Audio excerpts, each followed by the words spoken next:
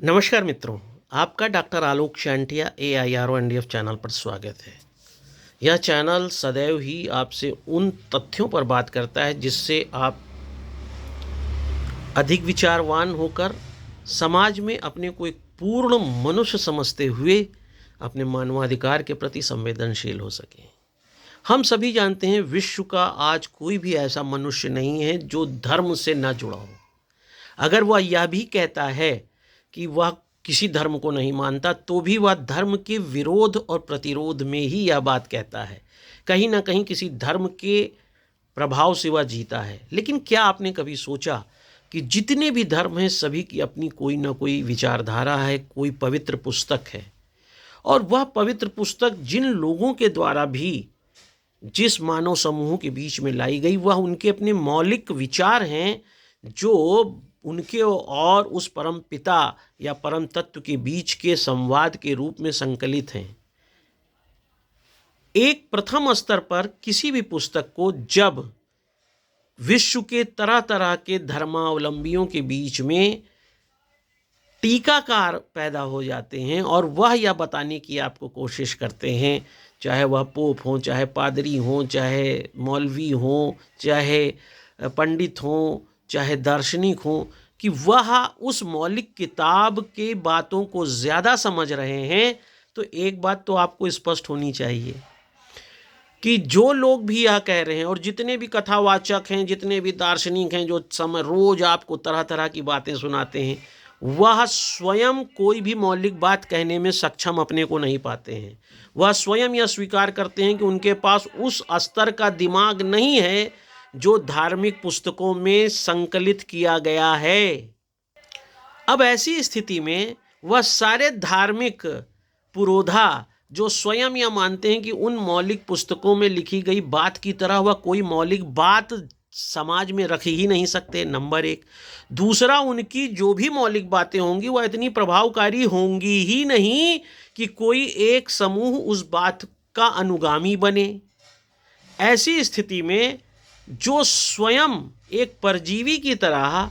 उस धार्मिक किताबों के प्रवचक बन जाते हैं, उनको क्या यह अधिकार है कि वह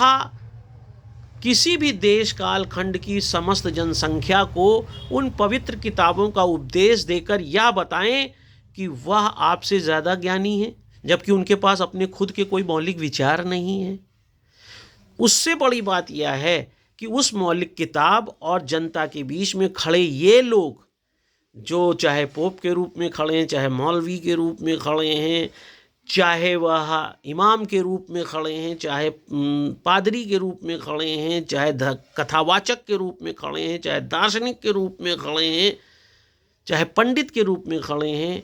क्या उनको आप किसी भी तरह से ऐसा व्यक्ति मान सकते हैं जो अपने दिमाग से कुछ सोच सकते हों? जिनके पास अपने दिमाग से कुछ सोचने की ताकत ही नहीं है, उनके पीछे उन धार्मिक किताबों की मौलिक बातों के लिए दौड़ना किस तरह से न्यायोचित है? जबकि आप जब उनकी बातें सुनते हैं तो कुछ ना कुछ समय तो उन्हें देते हैं, तो फिर उन मौलिक किताबों पर आप समय दीजिए, क्योंकि आपको ओरिजिनल ज्ञान होगा। ऐसे तो जो लोग इस बात को कहकर आपको समझाते हैं वह मौलिक ज्ञान नहीं है। और दूसरी बात यह है कि इस तरह के कथावाचक, पादरी, मौलवी, इमाम, पंडित सभी यह मानते हैं कि जो भी जनता उन्हें सुन रही है उसके पास इस तरह की विश्लेषक शक्ति नहीं है, बुद्धि नहीं है कि वह स्वयं उन मौलिक धर्म ग्रंथों को समझ सकें और उन मौलिक धर्म ग्रंथों का पालन कर सकें। यहाँ पर आकर वह आरंभ से ही आपको कम बुद्धि का आंक रहे हैं, आपको उस तथ्य को ना समझने वाला मान रहे हैं। और ऐसा व्यक्ति जो स्वयं आपको कम आंक रहा है वह आपके विकास, आपके कल्याण के लिए किस तरह कार्य कर रहा है? निश्चित रूप से पृथ्वी पर फैले इस तरह की जमात के लोगों ने यह समझ लिया है कि वह आसानी से इस तरह की धार्मिक किताबों की बात करके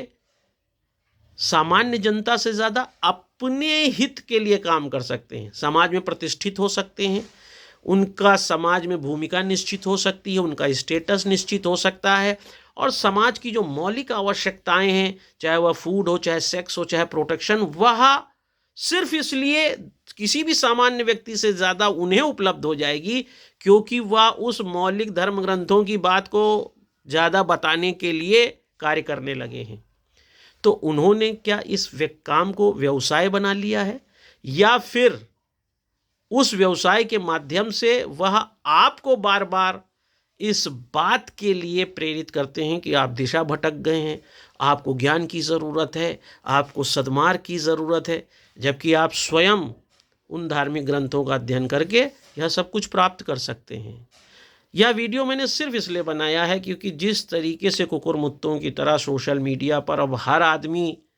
ज्ञान और धर्म की गूढ़ बातों को कथा के द्वारा, पांडित्य के द्वारा, लेक्चर के द्वारा, तकरीर के द्वारा दे रहा है, वह सिर्फ और सिर्फ उसकी स्थापना कर रहा है। और आप और हम कस्तूरी को अपने अंदर रखते हुए हिरन की तरह दौड़ रहे हैं। हमारे हाथ में सिर्फ अवसाद, निराशा आ रही है। और यही कारण है कि अब व्यक्ति सोशल मीडिया की तमाम बातें सुनकर दिन भर यही दौड़ा करता है कि अब उसे कहाँ पे मंदिर जाना है, कहाँ पे दीपक जलाना है, कहाँ पे पेड़ के पास जाना है, कहाँ काला धागा बांधना है, कहाँ पर पानी चढ़ाना है, जबकि उसे ऐसा कुछ करने की ज़रूरत नहीं। विचार से शांति आती है, विचार से रास्ते मिलते हैं, और वो विचार सिर्फ और सिर्फ उन धार्मिक किताबों में है जिसे आप स्वयं पढ़कर शांति पा सकते हैं। जब कोई भी व्यक्ति आपसे कहता है मैं तुम्हारे साथ हूँ, तो यह विचार ज़्यादा प्रभावी है।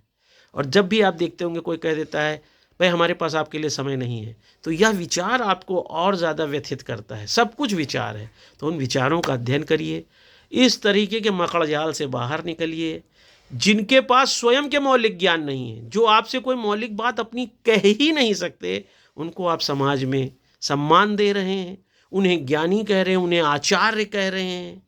यह शायद उचित नहीं है। आप स्वयं अपने ज्ञान का विस्तार करें, उन मौलिक पुस्तकों को पढ़ें और भगवान से सीधा, पैगंबर से सीधा, गॉड से सीधा संवाद पैदा करें। निश्चित रूप से आप उन पाखंड करने वालों से ज़्यादा खुश होंगे, शांत होंगे और प्रगति करेंगे। अगर आपको यह बात समझ में आती तो इसे दूर तक ले जाइए, क्योंकि सबसे बड़ी आवश्यकता यह है कि हमारे बीच में सही बात और सही ज्ञान का विस्तार हो, जो अखिल भारतीय अधिकार संगठन का उद्देश्य है। और इसीलिए मैंने यह वीडियो बनाया है, ताकि मैं आलोक चांटिया बार बार इस बात के विस्तार में काम कर सकूं कि कैसे आप अपने कर्तव्यों का पालन करके स्वयं मानवाधिकार के लिए प्राकृतिक रूप से जी सकते हैं। न उसमें किसी विधि की ज़रूरत है, न संविधान की ज़रूरत है। आपके अंदर जब वो वास्तविक चेतना और मानव पैदा होगा, तो वह समाज में समरूपता, समानता, गरिमा की स्वयं स्थापना कर देगा। मानव के अंदर ईश्वर तत्व स्वयं देखने लगेगा। लेकिन उसके लिए ज़रूरी है कि आप इन बिचौलियों से ज़्यादा स्वयं अपने स्तर पर ज्ञान प्राप्त करें। अगर आपको यह अच्छा लगे तो इसे दूर तक ले जाइए, क्योंकि भारत को इस समय एक वास्तविक स्थिति को जानने की आवश्यकता है, जो मैंने प्रयास किया है। नमस्कार।